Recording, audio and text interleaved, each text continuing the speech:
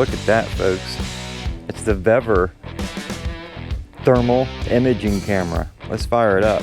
I want to show you what this thing can do. For years, I've been watching other beekeepers share images from thermal cameras of their beehives. And that information can be quite interesting and useful. Now let's take a look here once the camera's got to go through some initialization. Okay, so it's fired up now. Well, let's move in here a little bit closer and take a look. And what I'm going to do is I'm going to overlap the video that I'm recording with the thermal camera onto the video you're watching. Look at that. You can actually see the bees. You can actually see that the front half of the bee is warmer than the butt. Kind of interesting. I guess the butt is where they would store all the nectar, so makes sense. Now if we back up here and look at the hive from a distance, you're going to also notice the warmest parts of the box. Yeah, if we look at that handhold, it's actually pretty warm, and what that's showing is that in cold temperatures, the thinnest part of the box is the handhold, and in the cold temperatures, that's going to be a weak point. Let's move back here to a stronger colony and I'll show you what I mean. Look at all the hives, the heat coming off of them.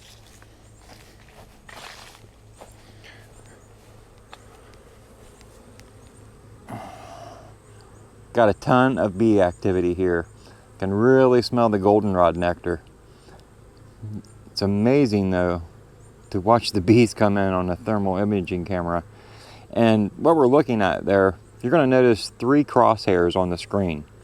So I didn't realize until I was putting this video together that when you record with the thermal imaging camera, the crosshairs and the temperature, that information is not transferred to the copied file. Now with a snapshot, however, that information does copy over and it shows exactly what you're seeing on the screen. So I'm going to overlap a snapshot here so that what I'm talking about right now makes a little bit more sense. The red is going to be your max temperature. The white is going to be the biggest temperature that's bouncing around. And the green is going to be your minimum temperature. It's always going to find the darkest spot or the coldest spot on the camera. So the max temperature that we're getting now is about 101 to about 106, depending on where I shine the camera on the box. Look at them handholds though, how they're glowing. But what you can do with this camera in the wintertime is you can shine it at the hives and it'll actually show you where the cluster is in the whole hive, because you'll be able to see the heat glowing from the box. Pretty cool device. This would be really handy if you did bee removals from structures. Look at the front here. We've got some lights on the camera. We'll go ahead and turn them on. Okay, there's the lights. Doesn't really, okay, there you can see them.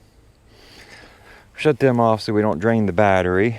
It's a pretty big device, and on the bottom it's actually got a place where you can mount this to a tripod. Well, that was interesting. So let's check out some other things with this. Check this out. This is a honeybee flying around on some aster, and you can actually tell where the bee is just from the heat signature coming off of her. Let's see if I can find her again here.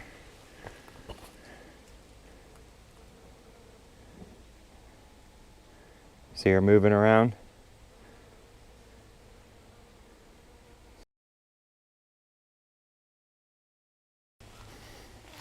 Check out the chickens.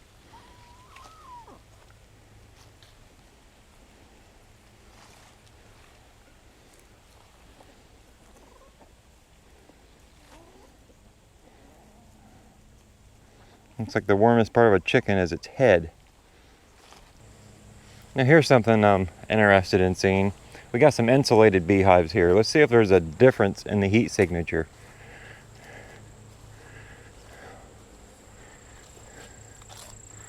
So, this would be a good one to compare. The top box is Apame, insulated. The bottom box is just straight wood.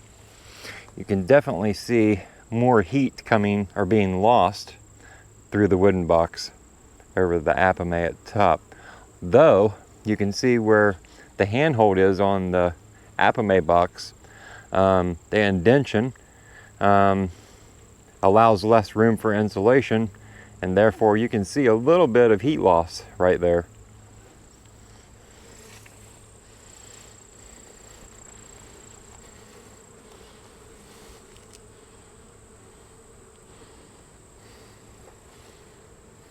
Pretty cool. This one here would be a good one.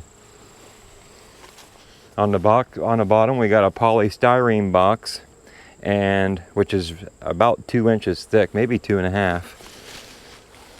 And on the top we've got a wooden box, and it looks like actually the bottom is just as hot, maybe a little hotter than the top box.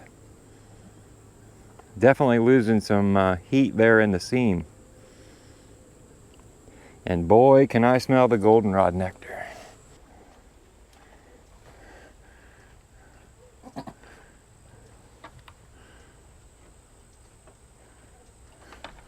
No goats.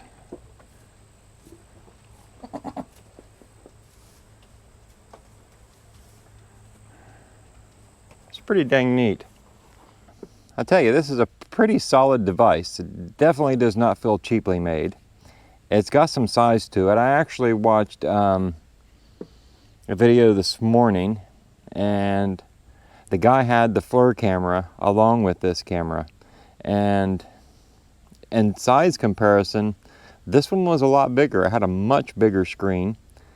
Familiar with Mr. Ed, you may have seen his video. He's a beekeeper. He does a lot of great beekeeping videos. But I seen that he got one of these too and was reviewing it.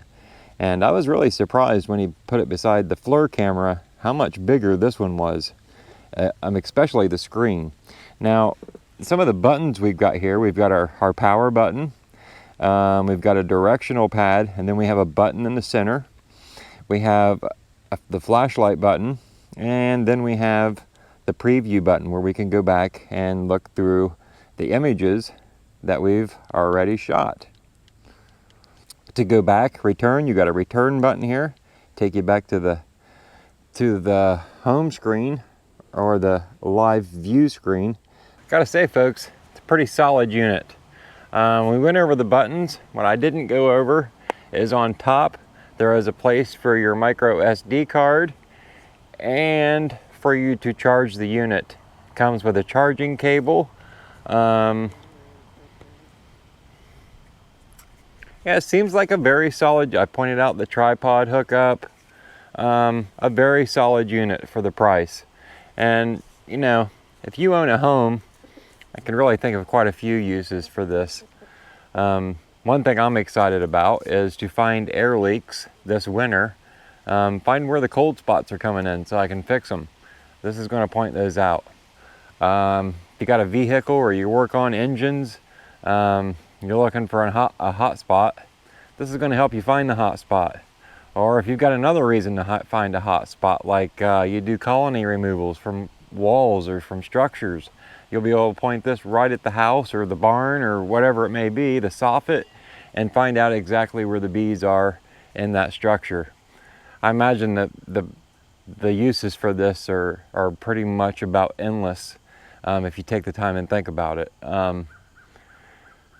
You got property, you got people sneaking onto your land at night. You could sit out on your property with this, and anything that's living is going to stick out like a sore thumb.